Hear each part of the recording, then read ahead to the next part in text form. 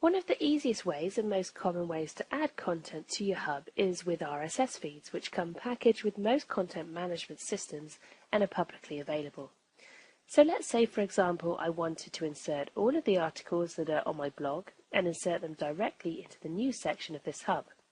I can simply enter in the URL location of the RSS feed, but if you don't have that, don't worry, you can simply just enter the name of the blog, which in this case is 3D Issue.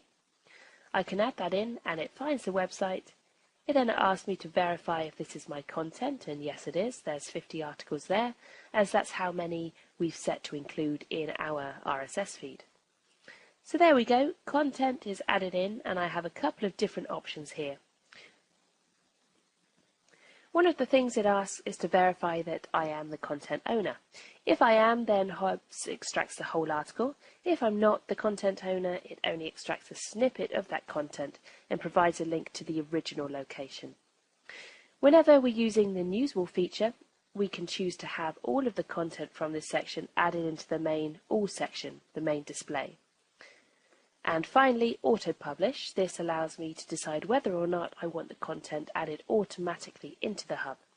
In some cases, you might not want the content added automatically.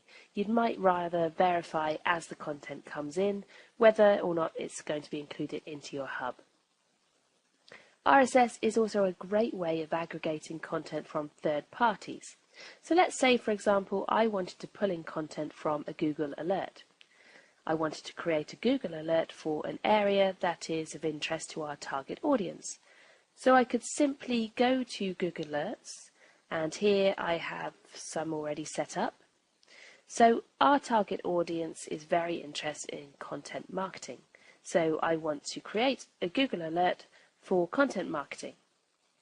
Whenever you create a Google alert, you have the option to have the alerts delivered to an email address, or you can create an RSS feed, which is what I have done here.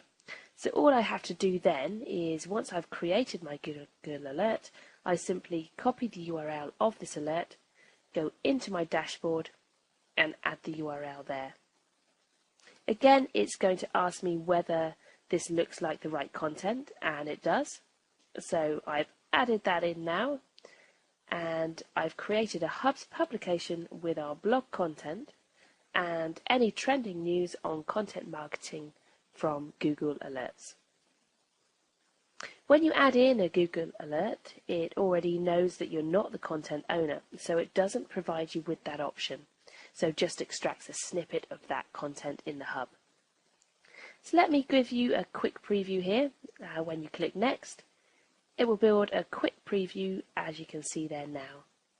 So you can see we have a publication with tons of articles automatically pulled in, and it really is that simple.